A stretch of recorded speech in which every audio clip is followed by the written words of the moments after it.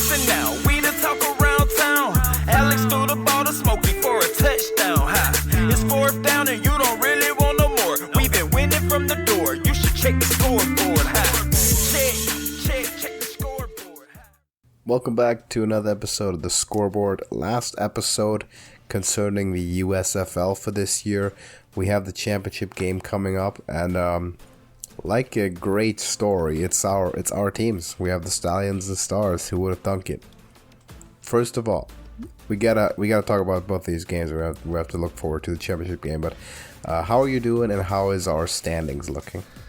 Oh man, I am good. Better than Breakers fans at this point because they pretty much got stomped out.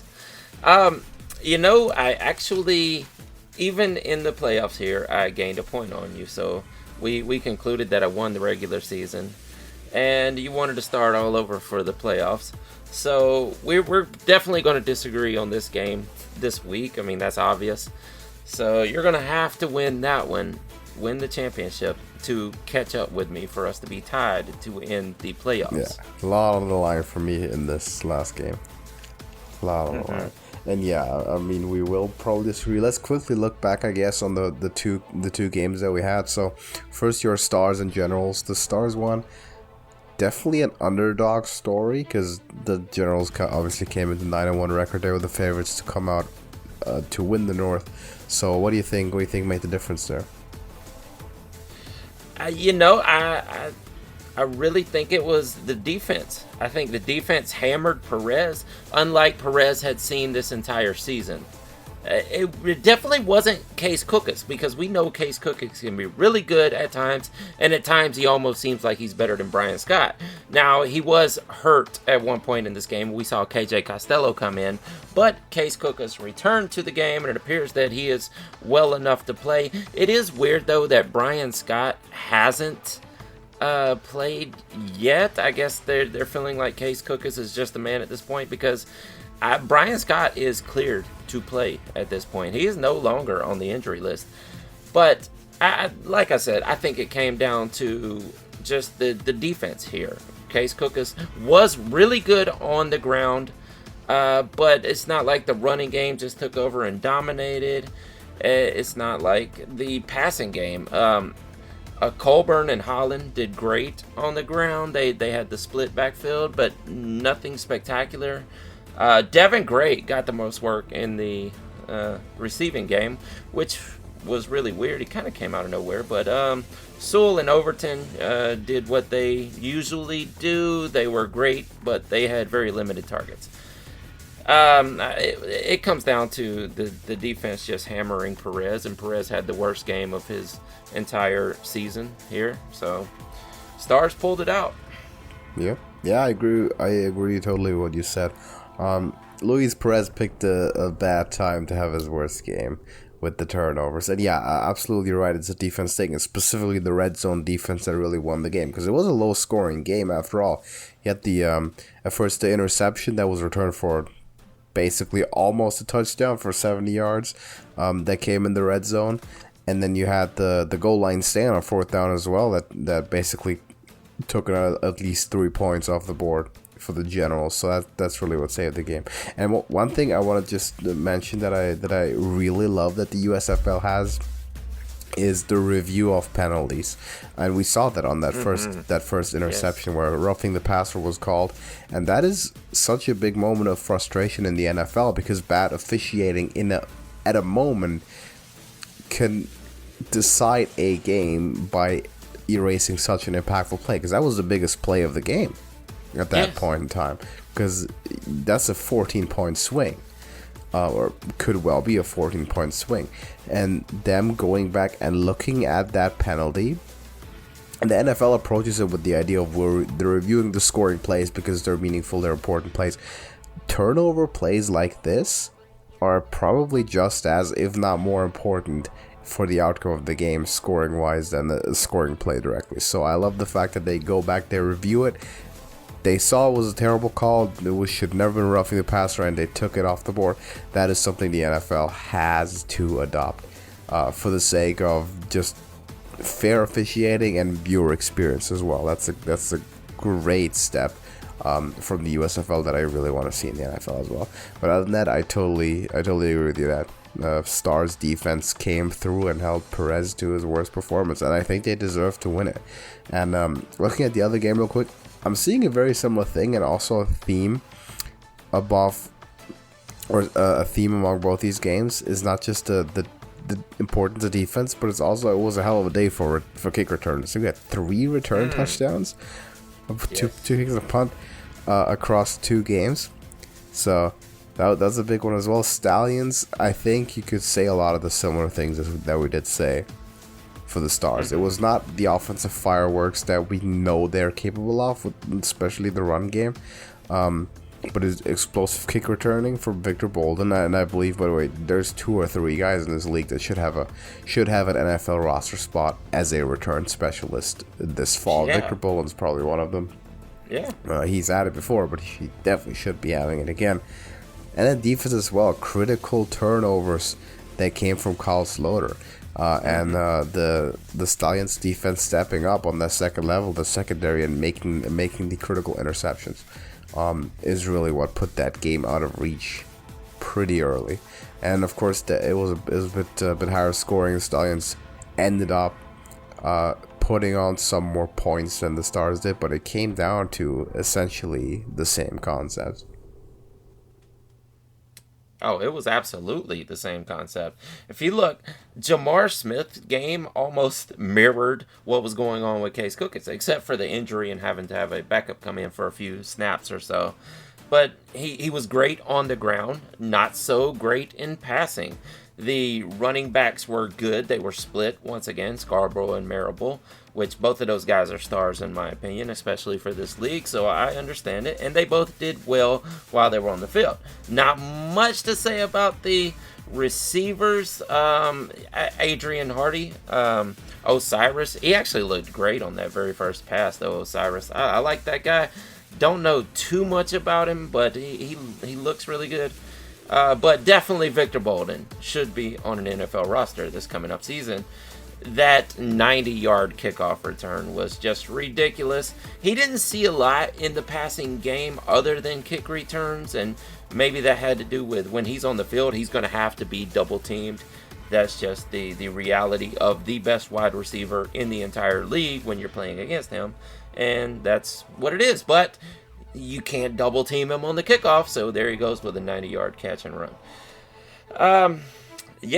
It was basically a mirror image of how they won, except for the Stallions basically blew out the Breakers there. But it fundamentally still solid defense and solid special teams. Goes a long way, especially in a sort of a novel league with teams that haven't played together for very long. Which brings us to the championship game. And of course, we're going to disagree on this one. There's not a big secret to be made about it. But I'll let you have the first word anyway, and I'll let you make your pick first, officially.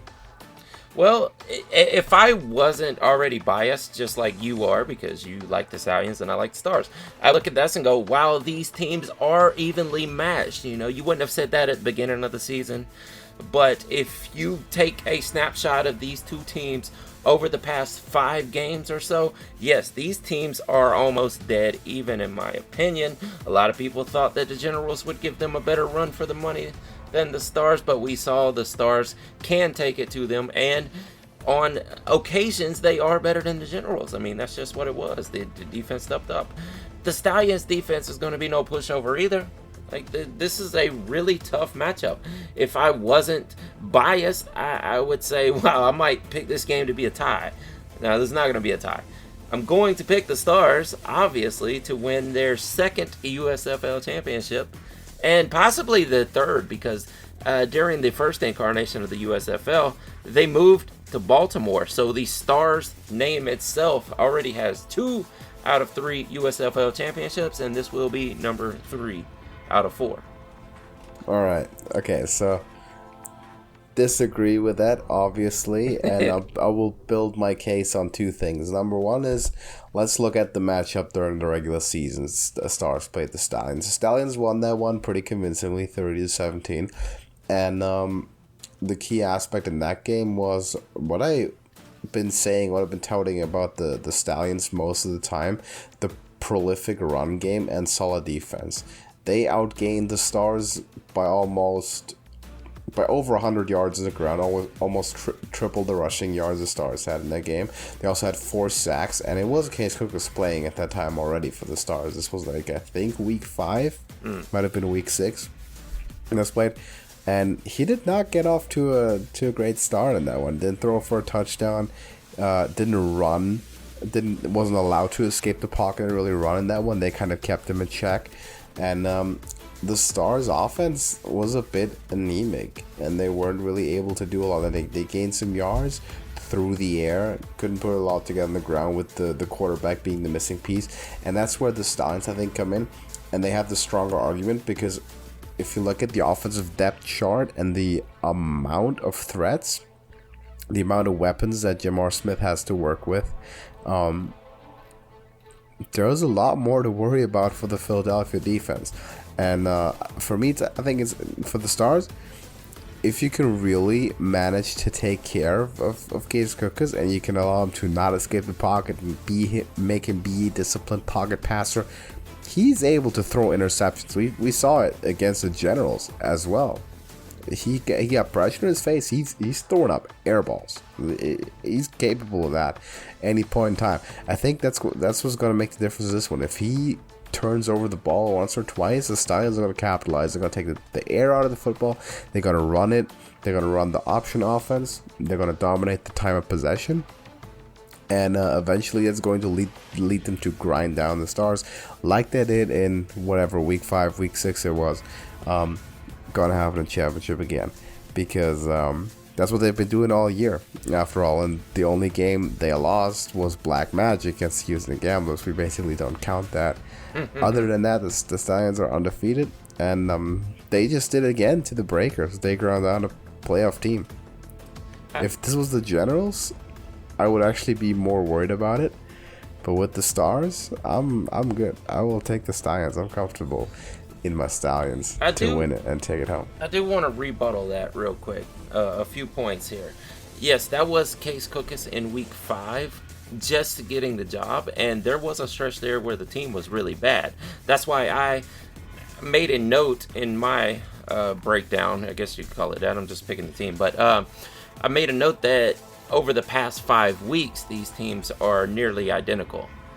Yes, they were bad in the middle of the season. They started out good with Brian Scott. Brian Scott got injured. Case Cookis took over, and there was like a 3 to 4 game stretch where the team was just bad. But they eventually got it together. And also, Holland was out back then. Holland is the star running back on this team. I know they split a lot with Colburn, but Holland is the star. And now that he's back, that gives the running game much more of an advantage.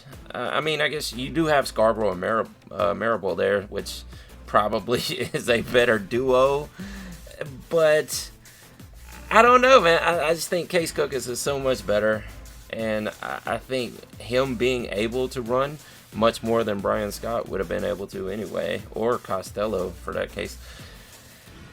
Dude, I know it's tough. It is tough. I don't think this is going to be an easy pushover game for the Stars, but this team is much better than in their first matchup. They beat a much better team than the Stallions beat this past week. The Breakers, you can say what you will about them, they were really bad at the very end of the season. They made it to the semifinals, but they were losing quite a few games there at the end. I don't know. I think the Stars beat a much better team than the Stallions did. That's fair.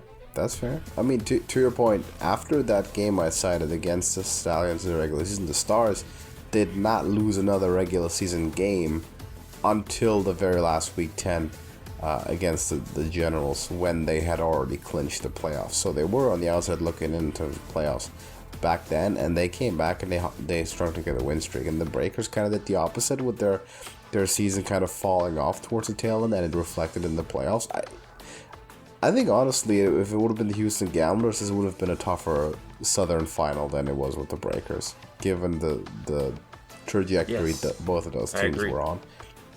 So, I've got the Stallions, you got the Stars. Obviously, I need to win for prediction's sake, for sure. We'll see. We'll see what happens. Inaugural USFL champion to be determined. Now, because we only have one prediction today, you had an idea for a little discussion that you wanted to do as a second topic. So, what do you have for it? Well, this is basically for you. I'm just getting your opinions, and it'll probably help my analysis of the fantasy football season coming up in the long run here. But I thought it'd be fun to play this on the show here, and it seems pretty neat. I mean, it's not really a game, it's more of a discussion. So I'm going to call out some quarterback names and have you discuss. And the name of this is over or under the Andy Dalton line.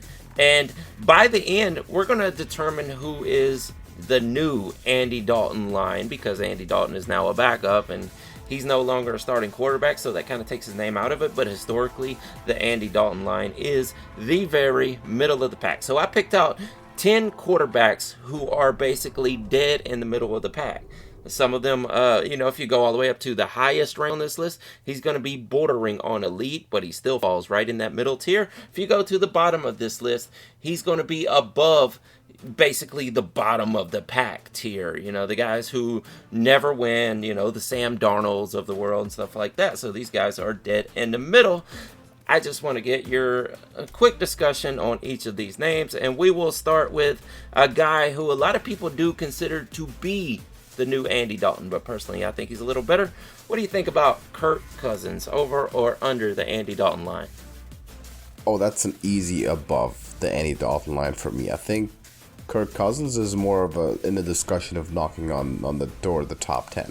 If you look at him statistically, I know the Vikings haven't had that much success in the last few years, but ever since he's been there, that franchise has looked a lot better than a lot of previous time. And I know people like to refer to 2 seasons where they went to the playoffs and had playoff success with backups coming in, but statistically speaking, and I've referenced this twice the past few years, I think up until week 12 or something of last year, the second best quarterback statistically in the NFL, only behind Aaron Rodgers, was Kirk Cousins.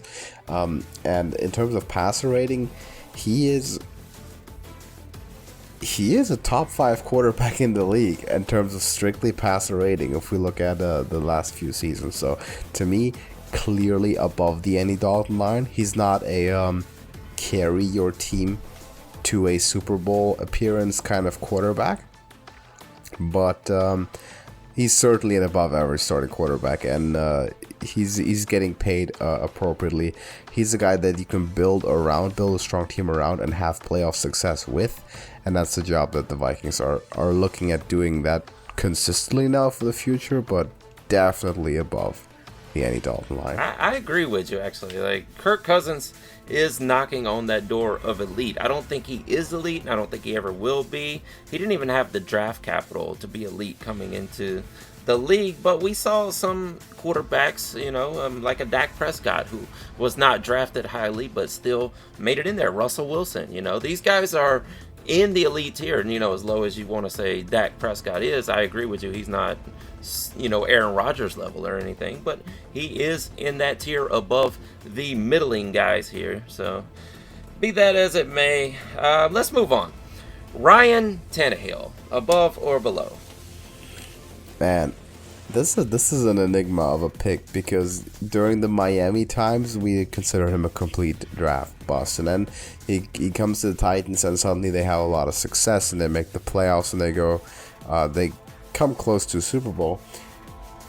And now this last season's been a bit of a letdown again, especially for Ryan Tannehill. I'd say above the Andy Dalton line, not to sound too optimistic, but we know he has a lot of capabilities to run a franchise, and I know he's not the focal point of that offense as much as Kirk Cousins is in Minnesota. It's very much a run-based offense with a strong offensive line and with Derrick Henry, but they do have a lot of talent at receiver, or rather they used to when you had the Julio Jones, AJ Brown.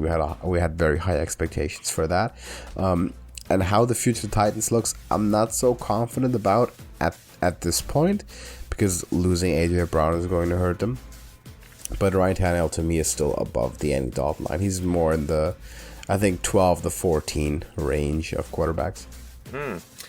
Yeah, in my opinion, he might actually be the new Andy Dalton line. Now, I'm going to let you decide that at the very end of this game, but I think he's probably the most dead center out of all these guys, in my opinion. Yes, if you go back 2 seasons, when Derrick Henry blew up, and actually they hit that good playoff run 2 seasons in a row, but I think in 2019 was probably his best season of his career, and I would have said he was firmly above. But this past season, he fell off quite a bit, and I would put him dead center at this point. But next one, this is going to be tough, maybe for you because you really like this guy, but he hasn't had the tenure in the NFL yet to actually prove what he can or cannot do.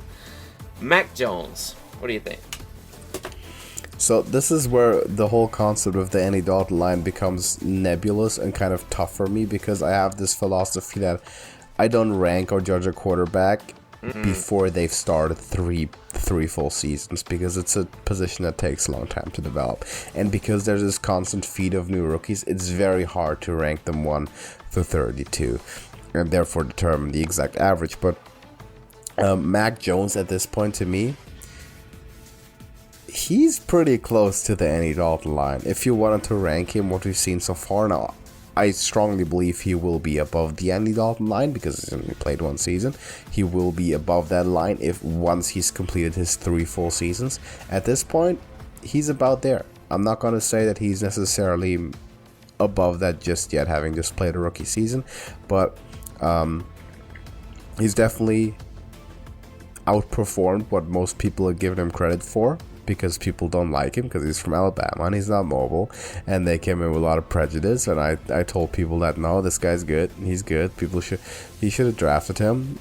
I could argue that right now he should have been the first quarterback pick, because he's been the best one so far. Did Trevor Lawrence play better? No. Zach Wilson? No. Trey Lance didn't play at all. Justin Fields? No. He's been the best quarterback of that draft class so far. It's only been 1 year, and I'll take 3, but to me, he should be the highest ranked out of that bunch, and I'm not going to go too far, put him in the top 10 or anything, but he's about in the middle of the pack, so I'll say pretty close to the line. Yeah, I really think it also, I mean, it's kind of projecting, this little exercise here, but as of right now, he definitely hasn't played enough to make that determination. I really don't know what he's going to be. I wasn't high on him coming into the league, but after that 1 season, I think he can strive in that offense for that team, playing under Bill Belichick. Now, losing the offensive coordinator, we're going to see if he takes a step forward or back, whatever happens. But yeah, I maybe I'd put him on the line right now. This one, I think we're both going to agree on this guy, but this is Jared Goff. Below.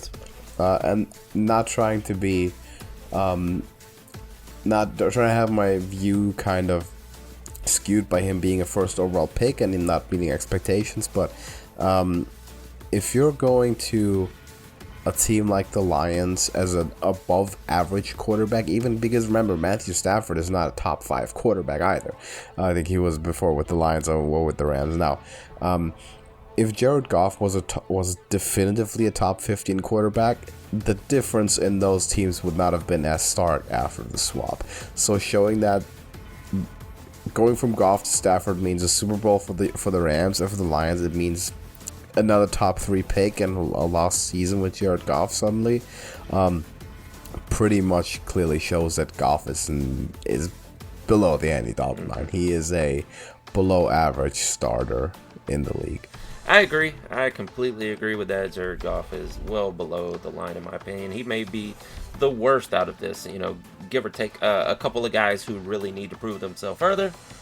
I think he's probably the worst. And like you said, Matt Stafford moving to his old team, proving that he was not very good. Jameis Winston. Now this is a tough one, because this is actually the hardest one for me so far, because I like Jameis Winston personally. I really like him as a player, so this is tough for me to judge. And also he's obviously gotten hurt last season, So that gives it yet another wrinkle to kind of judge. I think, being objective though, I have to say he's probably pretty close to the line. He's close to at the line. I'd love to put him above the line. I think he has the talent to be above the line, but we'll have to see something from him. And if he can take that Saints team and properly inherit the Drew Brees sort of legacy, because that team does have talent on it, and he can actually lead them back to the playoffs, I think he can push into that category. But for now, I'm going to say he's close to being around the line. All right. Yeah. I think at one point in time, I would have put him higher, especially the way he played at the very, very beginning of the season, coming with the Saints there. When he took over for the Saints, that was. Of course, he sat behind Drew Brees for a season, but he looked really good. And, injuries be what they may. I really don't know what to make of it at this time, so I'd put him dead in the middle of the pack. I'd put him probably around Ryan Tannehill, somewhere in that area. Maybe a little below Ryan Tannehill. Coming in at number 6. This is another one you're going to have to project on because he has only played one season so far. But I think he was better than the very bottom tier in the NFL. So, Davis Mills. Davis Mills below the line, though I will say this. He's faced the highest degree of difficulty out of all quarterbacks, aside from Trevor Lawrence with the whole Urban Meyer shenanigans and Jaguars generally having been the worst team in the league. Davis Mills played on a Texans team that stunk. Like, that was depleted from start to finish, that was going through legal troubles, that was just in a bad spot, and he wasn't even projected to be a good quarterback coming out of college anyways. No one had him in their top 5. He was sort of an afterthought. He's been better than we thought. He's been outperforming expectations, and the fact that we're saying after a year this guy could still legitimately be the starter and franchise quarterback going forward, or he could grow into that role for Houston, is a huge compliment and upside, but below the Andy Dalton line for now, as every rookie from last year would be. Mac Jones is the best of the bunch so far, and he's about at the line, so Davis Mills by default is below. I agree with that. Yeah, he's not quite Mac Jones, and he wasn't drafted where anyone expected him to be, but he made really well out of the situation he was in. Like you said, he was better than Trevor Lawrence statistically. That's why Trevor Lawrence is not on this list and Davis Mills is, but he's below the very middle line, so he's below the Andy Dalton line. Jalen Hurts. Oh, people won't like this, but below the Andy Dalton line. I know they won't. Yeah, I'm not a big fan of Jalen Hurts, and this is also projection in some sense, because this is looking towards the future. Jalen Hurts has a lot of potential to be significantly above the line, if and only if, by some miracle against all odds, his upside turns into consistency, which doesn't tend to happen a whole lot for this type of quarterback. And I always reference back to Robert Griffin III and to Colin Kaepernick, those kinds of quarterbacks that Jalen Hurts reminds me a lot of. The type of quarterbacks that never develop into proficient passers, because all throughout college they've just been able to dominate physically with their speed. In the NFL, it tends to work for a bit until they get figured out, and then suddenly they drop off. And if you look at Robert Griffin or Colin Kaepernick, after 2 seasons, we would have put both those guys in the top 10, respectively, way above the line. After 4 seasons, way below the Andy Dalton line, they suddenly suck, Yeah. right? And I feel like Jalen Hurts could be on that same trajectory. I don't believe in him as a future franchise quarterback. That's also just me having seen him at Alabama, never being that proficient passer, and the contrast was so stark when Tua came in, took over for him, between, okay, this is a guy who plays quarterback, who's an athlete who can run, and this is a passer. Like, this is a guy who is a quarterback who passes them all. Not saying that Jalen Hurts doesn't have potential to change, but to me, he is definitely below the Andy Dalton line, and I don't really see him grow above it, or at least I don't see it as very likely that he will. You said it all right there. Actually, Tua is the more talented quarterback overall. He should be on this list. But just by the metrics, he's not, and Jalen Hurts is. And people believe that Jalen Hurts, especially in the fantasy football community, they think he's knocking on the door. He's Kirk Cousins. He's about to be in the elite tier. People are drafting him in fantasy football to be elite. Where they are taking him, he has to perform up there with the Lamar Jacksons and things like that, and Kyler Murray's and guys like that. Well, he has the running ability. I see why in fantasy he would be more valuable. Yeah, definitely. But the guy, I don't think he's ever going to be proficient as a passer, just like you said. I agree with you there. I don't think he's quite below the line right now because of his running ability, but I think he will be in the end. That's the way I see it. The next two guys are going to be really controversial because there are guys like, like Tua, like I just mentioned, that I could have bumped these guys off and put Tua into this list. But the reason I put this guy on here is, for one, because I want to test your homerism here. And for two, the guy absolutely was in that middle tier. And I think you're going to disagree with that. But he absolutely was in that middle tier every season he has started and played. And it's Jimmy Garoppolo. What do you say? I'll disagree with one thing vehemently. You saying that every season he started and played, he was in that tier. Most certainly in 2019 he was above that line, and well above that line. But at this point, if you ask me, it's hard to put in there because of how much his availability has struggled. So as much as I would like to and be the homer and put him well above the line, I have to say he's probably pretty close to being on the line at the moment. And a lot of that is owed to the injury concerns, because I like to bring this up every time, but statistically looking at how much he's affected his organization, he's been their statistically most impactful quarterback since Steve Young. And that's simply the truth. If you look at the Kyle Shanahan era and compare the wins with the games without Garoppolo to the games with Garoppolo, it tells a story. He is a winning quarterback. Every season he started the majority of regular season games, they went to at least the NFC Championship game. The problem is now he's been there for 5 years and he's only done that twice because he gets hurt a whole lot, and he's made of glass, and he's also on the wrong side of 30 now. It's a problem, and putting him above the line is hard to do when you can only get one season out of every 2.5 of him properly playing. So much as I want to say it, kind of tough, and I'm expecting Trey Lance to probably be the starter coming this season, or at least being given a shot, unless he's definitely not ready during training camp. I think Garoppolo probably is closer to the line now than still being well above it. Yeah, I agree. I think there's going to be a time really soon where he falls out of this middle tier. But I think as for this coming up season, somebody is going to get him and play him, even if he ends up being the Teddy Bridgewater of the league, where he just gets a new gig each season and starts in the end. I think that'll happen for at least a season or two. And he's going to fall out of this tier pretty quickly when he's a backup somewhere. But, the guy's had a great career. I'd put him probably just below the Andy Dalton line at this point. The next one is also controversial. You brought up Trey Lance. This is the former Trey Lance. This was Trey Lance before Trey Lance, and some people really hate this guy because of the way his career has went over the past few seasons.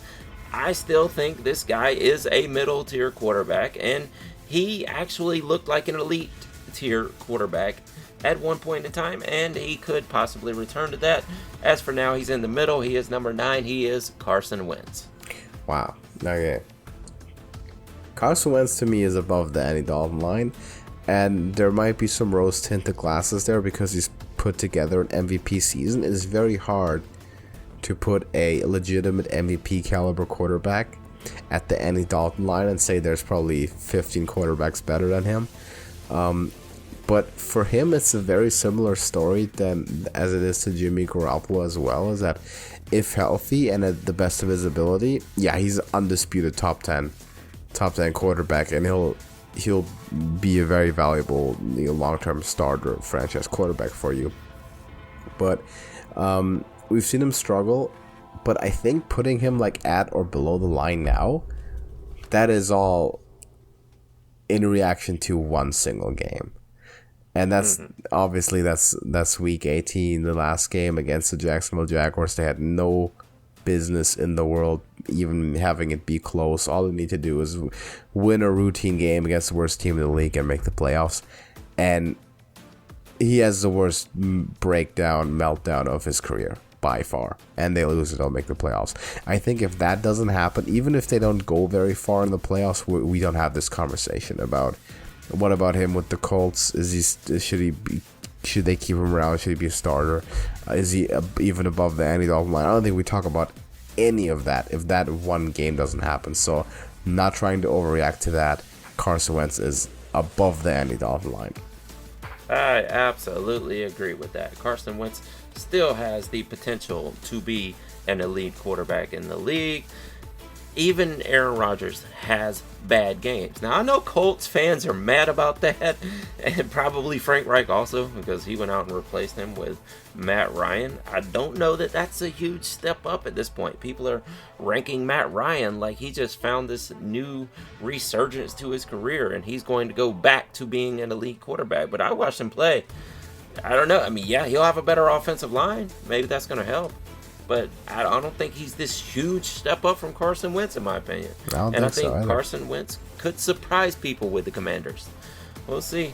All right, last and not least, I mean, I think this guy may actually be the new Andy Dalton line. People in Las Vegas are going to be mad about that because he just got a big contract. Derek Carr, what do you think? Well, this may be the one we disagree on the most, but to me, Derek Carr is solidly above the Andy Dalton line. Wow. And I'm talking sort of Kirk Cousins territory, where he's closer to knocking on the top 10 than to actually being the Andy Dalton line. But I do hear a lot of people still like overrating Derek Carr quite a lot. I think, for reference, this AFC West is the most stacked quarterback division that we've seen in a long time. And Derek Carr, while probably being the worst out of the four, it's not by all that much. If we talk about Mahomes, Herbert, Russell Wilson, and Derek Carr, those are four of the possibly top 12 quarterbacks in the league congregated in one division. So that is spectacular. I can only imagine what happened if it was actually Aaron Rodgers who went to the Broncos and not Russell Wilson. The AFC is loaded in that sense, and I think Derek Carr tends to look worse by comparison, because if he's the 12th quarterback in the NFL, he's probably the 10th quarterback in the AFC or something, or 8th in the AFC. That's how it feels like, because that conference is so loaded on quarterbacks. So to me, he's above the Andy Dalton line. He's definitely the franchise quarterback there, the long-term starter, where with some of the other guys you mentioned, that is a lot more into question. And even people that we put sort of around the line, you look at Carson Wentz or Jimmy Garoppolo, I don't think anyone is questioning that with Derek Carr. He is definitely the franchise quarterback. I think that alone should put him above the Andy Dalton line. Wow, yeah. A lot of points I agree with you there. I just think a guy that can't get his team past 8-8 or 8-9 or 9-8 just is a mediocre guy, and probably should be right in the middle there. But alright, so that begs the question, who is the new Andy Dalton? You got Mac Jones on the line, you got Jameis Winston on the line, you have Jimmy Garoppolo on the line. Which one is it? I'm going to make it the Jameis Winston line. Okay. I think that's the one I'm most comfortable with referencing there, because he's been around for long enough, and for the most of the time that he's been around, he's been along that line. With Mac Jones, I think he's going to be surging up quickly. With Garoppolo, we know that at his best, he's way above the line. At his worst, he's just not playing at all. So a lot more volatile there. Jameis Winston has been the most consistently average quarterback. Even though there is some variance as well, because he'll throw 40 touchdowns, but then also 40 picks in the same season. He has the kind of Brett Favre outliers there. Yeah. The positive and negative tend to offset for the most part, though. So he's never been able to turn off the mistakes completely and become an elite quarterback. But he also still has a lot of flashes and has a lot of the positives to always establish himself as a starting quarterback, which I think he will be for the Saints, provided he stays healthy. So he's to me the new line, the Jameis Winston line. I think I really agree with that, to tell you the truth. Like, because it seems like for every phenomenal thing he does, he makes a mistake to follow it up. So therefore, he may have flashes in either direction more than almost all of these other quarterbacks, but it levels him out and makes him completely average. So I think that's a good pick. I think Jameis Winston is the new Andy Dalton. I think so. Jameis Winston line. It's a line that we probably have to redefine after every season, because you get people retire and you get rookies now having played 2-3 seasons and making clear what camp they're in. Mm-hmm. Yeah, we definitely need to revisit this next season. Absolutely. After the NFL season, we have to look at it again. Yes, for sure. All right, that's all 10. Yeah, that's it. All right, so let us know your pick for the USFL finals. If you have any opinions about the quarterback discussion, whatever line it should be, please let us know in the comments as well. Do you agree with the Jameis Winston line or our assessments? Would you maybe throw a different name even in the ring if you have someone else you want to discuss? Let us know in the comments. And your pick for the Stallions Stars USFL final. And other than that, thank you for watching, and we're going to see you in the next one. Deuces. Check the scoreboard, ha, check.